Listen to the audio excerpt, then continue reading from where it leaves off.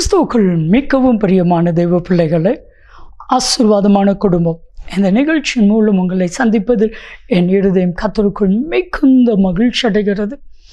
இன்றைக்கும் மதுரையை சார்ந்த மணிமுருகன் என்கிற அன்பு சகோதரருக்காக, அவங்க குடும்பத்திற்காக ஜெபிக்க போகிறோம்.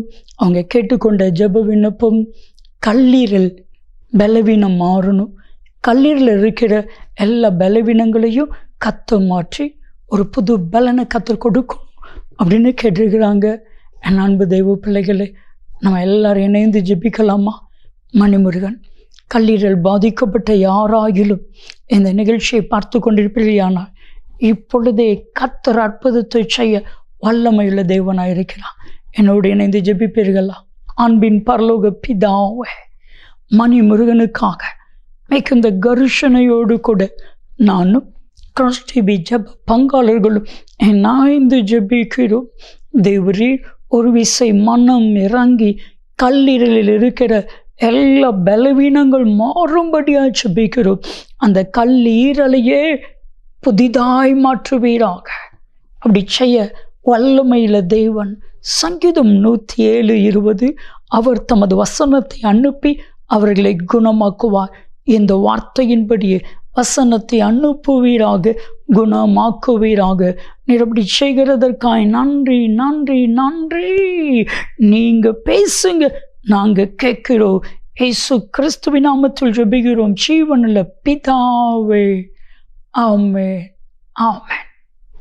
என் அன்பு தெய்வ பிள்ளைகளே, ஆசீர்வாதமான குடும்பம், இந்த நிகழ்ச்சிக்காக ஆண்டவருடைய பாதத்தில் காத்திருந்த பொழுது தேவன் சொன்ன கர்த்தருடைய வார்த்தை, நான் உன்னை மேன்மைப்படுத்துவேன், உன்னை நான் மேன்மைப்படுத்துவேன்.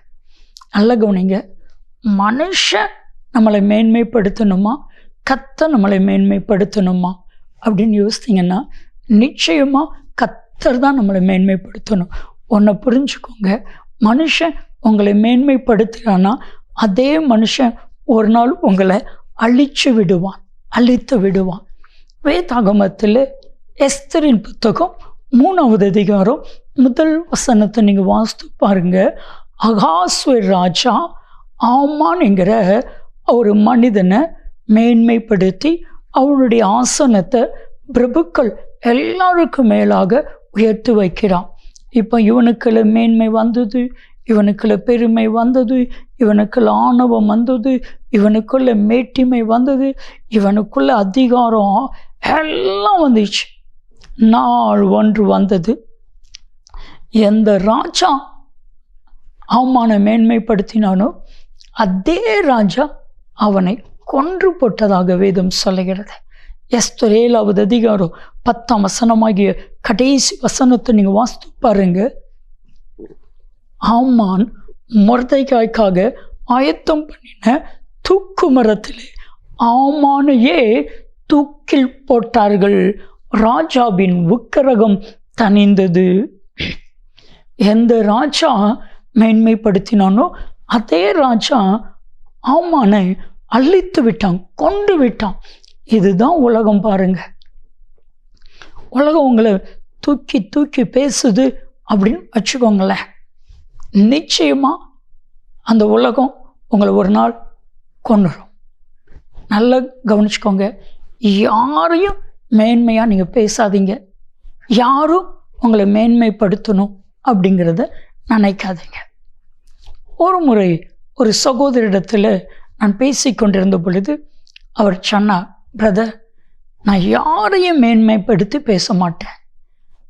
நான் கேட்டேன், ஏதாவது உங்களுக்கு அனுபவம் இருக்கும் இல்லையா, அதனால தானே நீங்கள் இப்படி சொல்கிறீங்க அப்படின்னு சொல்லும் பொழுது சொன்னாங்க, உண்மையாகவே பிரதர், என்கிட்ட வேலை பார்க்குற நிறைய பேர் வேலை பார்த்தாங்க, அதில் ஒரு சிலரை நான் எல்லாத்துட்டையும் மேன்மையாக இந்த நபர் இப்படி, இந்த நபர் இப்படி, நான் மேன்மையாக பேச ஆரம்பித்தேன்.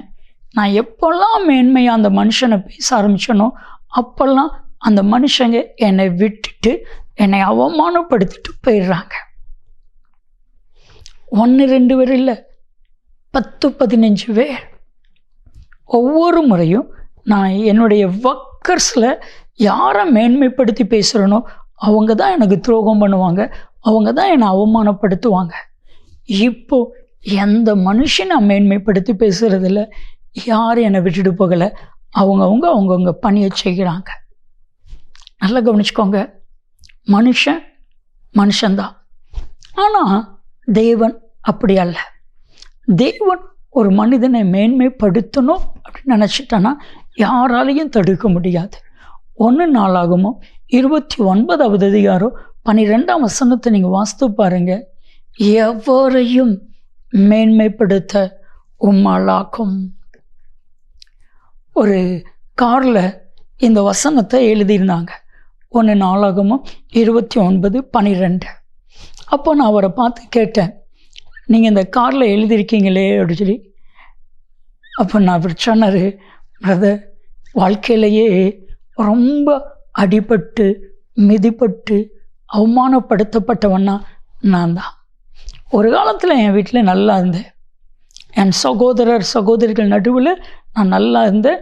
எல்லாருக்கும் உதவி செய்தேன். ஒரு மனிதன் என்னை ஏமாற்றி விட்டான்.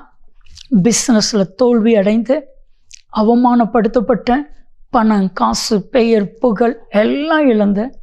யார் யாரெல்லாம் என்னை நேசித்தாங்களோ, யார் யாரெல்லாம் நான் நேசித்தனோ, அவர்கள் எல்லாரும் என்னை விட்டு சென்றார்கள். அப்பொழுது தான் இயேசு சொன்னார், நான் உன்னை மேன்மைப்படுத்துவேன்.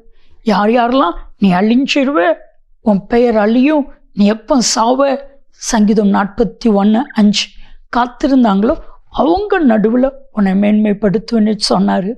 சொன்னபடியே கர்த்தர் என்னை மேன்மைப்படுத்தினார். அப்பொழுது கர்த்தர் கொடுத்த முதல் இந்த காஸ்ட்லி கார், இதில் எவரையும் மேன்மைப்படுத்த தேவனால் ஆகும் அப்படிங்கிறத நான் எழுதியிருக்கிறேன். என்னுடைய கார் எல்லாத்துலேயும் பாருங்கள், அது அந்த வசனம் எவரையும் மேன்மைப்படுத்த உம்மால் ஆகும். நான் கேட்டேன், சரி இது உங்களுக்கு தானே கொடுத்தாங்க, ஏன் நீங்கள் இதில் பப்ளிக்கில் எழுதணும்? என்ன மாதிரி தாழ்த்தப்பட்ட எவரையும் கர்த்தர் மேன்மைப்படுத்துவார் அப்படிங்கிற நம்பிக்கை இந்த வசனத்தை பார்க்குற எல்லாருக்கும் வரணும். யாராக இருந்தாலும் சரி, எவரையும் தாழ்ந்தவன் உயர்ந்தவன், பணக்காரன், படித்தவன், பட்டம் பெற்ற இல்லை, நீங்கள் ஆண்டவரை தேடினீங்கன்னா எவரையும் மேன்மைப்படுத்த தேவனால கூடும். ஆதியாகமம் 41:41. சிறைச்சாலையில் இருந்த யோசேப்பை அதே தேசத்தில், எகிப்து தேசம் முழுமைக்கும் கர்த்தர் மேன்மையை வைக்கலையா?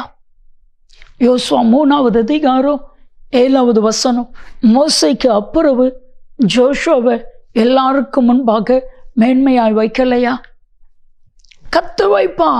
எஸ்தர் ராஜாத்தியை மேன்மையாய் வைக்கலையா? கர்த்தர் வைப்பா. எவரையும் அன்னாலை மேன்மையாக வைக்கலையா? தாவீதை மேன்மையாக வைக்கலையா? யோசித்து பாருங்க, ஆண்டவர் யார் யாரெல்லாம் செலக்ட் பண்ணாரோ அத்தனை பேரும் மேன்மையாக வைத்திருக்கிறார். என் அன்பு தெய்வ பிள்ளைகளை, உங்களையும் கர்த்தர் மேன்மையாக வைப்பா. என்னோடு இணைந்து ஜெபிப்போமா? ஜெபிப்பீர்களா? அன்பின் தகப்பனே, யார் யாரெல்லாம் ஆண்டவரே அடிமையையும் நீ மேன்மைப்படுத்தும், நான் செத்துருவேன், நான் அழிஞ்சிருவேன், என் பேர் எப்போ கெட்டு போகுன்னு பார்த்து கொண்டிருக்கிற அத்தனை பேர் கண்களுக்கு முன்பாக மேன்மைப்படுத்தும். அப்படி செய்கிறதற்காக உமக்கு நன்றி. இயேசுவின் நாமத்தில் ஜெபிக்கிறோம் ஜீவன்ல பிதாவே, ஆமென், ஆமென். உன்னை நான் மேன்மைப்படுத்துவேன். கர்த்தர் சொல்லுகிறான், நன்மையும் கிருபையும் ஆசீர்வாதங்களும் நிச்சயமாய் உங்களை தொடரும். ஆமென், ஆமென்.